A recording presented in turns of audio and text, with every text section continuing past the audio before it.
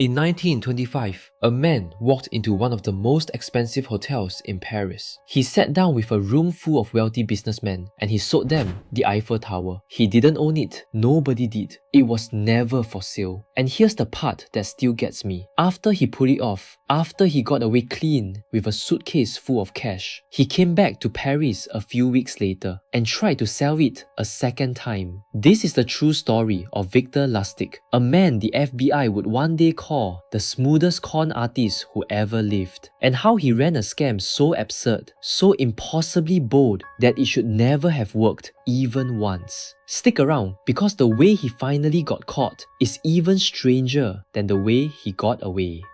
First, you need to understand who Lustig actually was, because this wasn't some desperate street hustler. He spoke 5 languages fluently, he carried dozens of fake identities, complete with forged documents for each one, and he had this one rare, genuinely dangerous gift. He could sit down across from a complete stranger and have them trusting him within about 90 seconds. People wanted to believe him. That was his real weapon. By 1925, Lustig was living in the United States, running cons up and down the country, but things were getting a little hot for him there. So he did what he always did when the heat rose. He packed up and he sailed to Paris to lie low for a while. And it's there, sitting in a cafe one spring morning, flipping through the newspaper, that he finds it. A small article, the kind most people would skim right past. It was about the Eiffel Tower, and it said the tower was falling apart. See, here's something most people don't know. The Eiffel Tower was never meant to be permanent. It was built as a temporary attraction for the 1889 World's Fair. It was supposed to stand for 20 years and then be torn down. By 1925, it was well past that deadline. The iron was rusting, the paint was peeling, and the city of Paris was openly complaining about how much money it cost just to maintain the thing. Most people read that article and felt a little sad about it. Victor Lustig read it and had a completely different thought. He thought, I can sell that. Now watch how he builds this, because the audacity is breathtaking. First, the paperwork. Lustig has counterfeit government stationery printed up, official letterhead from the French Ministry of Posts and Telegraphs, the department that, at the time, actually did oversee the tower. Then, he gives himself a title, Deputy Director General, important enough to make a massive decision, obscure enough that nobody is going to bother fact-checking it. Then, he sends out private, confidential letters to 6 of the biggest scrap metal dealers in all of Paris. The message is simple. The government has a sensitive matter to discuss. Come to a meeting at the Hôtel de Crillon. Discretion is essential. Tell no one.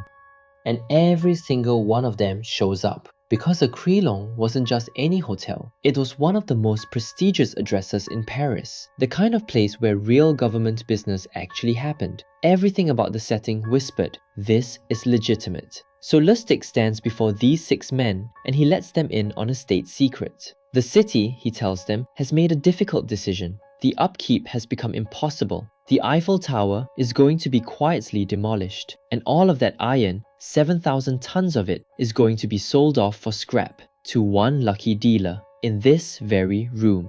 And now comes the part that, to me, separates Lustig from every other con man in history. He doesn't pick the richest man in the room. He watches them, he reads them, and he picks the one who's most insecure. A dealer named André Poisson, new money, recently arrived in Paris, desperate to be accepted by the city's old business elite. A man who wanted, more than anything, to land the deal that would finally make him a somebody. Lustig takes Poisson aside privately, tells him he's the chosen one. The tower is his, if he can move quickly and quietly. And Poisson hesitates. Some small voice in the back of his head is whispering that this is too good to be true. And this is where Lustig does something genuinely brilliant. Instead of pushing harder, he adds a second con on top of the first one. Lustig leans in close and he confesses something. He admits, almost shyly, that he's just a poorly paid government bureaucrat. That a deal this size comes with certain expectations. He was hoping, he says, for a small personal token of gratitude, a bribe. He asks Poisson for a bribe, and that is what closes the deal. Because think about it from Poisson's side. A corrupt official quietly asking for a kickback on a shady government sale? That felt completely, totally real. That was exactly how Poisson believed big French deals actually worked behind closed doors. The bribe didn't scare him off. It erased his doubt. It made the whole thing believable. So Poisson paid. He paid for the scrap rights to the Eiffel Tower, and he paid the bribe on top of it. And Victor Lustig walked out of that hotel, boarded a train to Vienna, and vanished with the cash.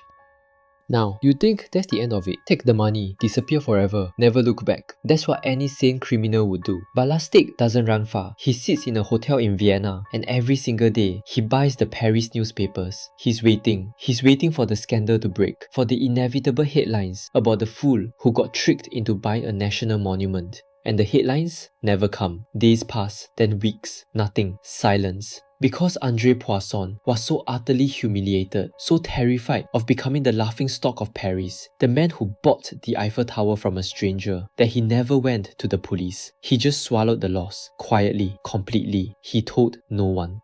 And when Lustig realizes this, when he understands that his victim is too embarrassed to even report the crime, he comes to a conclusion that still sounds insane to me, even knowing it really happened. If it worked once, and nobody even knows it happened, he could just do it again. So a few weeks later, Victor Lustig goes back to Paris. Same hotel, same forged letterhead, same fake title, same speech about the secret demolition, and a brand new group of 6 scrap metal dealers who have no idea any of this has happened before. He sat them down and he tried to sell the Eiffel Tower again. But this time, it didn't quite go to plan. One of the new dealers was suspicious. Something felt off to him, and instead of handing over money, he went to the police. Lustig got wind of it just in time, and before the authorities could close in, he slipped out of France entirely. He was never charged for it, not once. 2 separate attempts to sell a French national landmark, and he walked away from both completely free.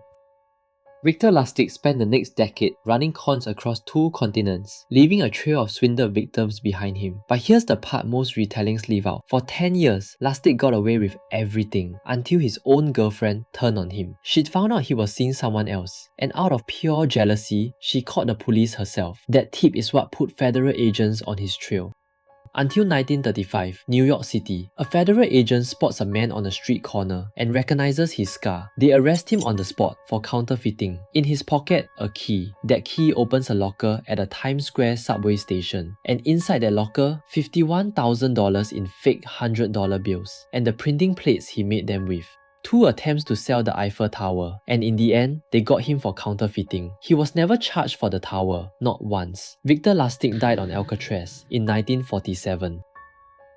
But here's the thing, the Eiffel Tower wasn't even the only impossible story he was part of. History is full of moments like this. Moments where the truth is so absurd, so impossibly bold that it shouldn't be real, but it is. And those are the stories I'm here to tell you. If that's the kind of thing you want more of, subscribe, because the next one is going to sound just as fake as this one did, and every single word of it is going to be true.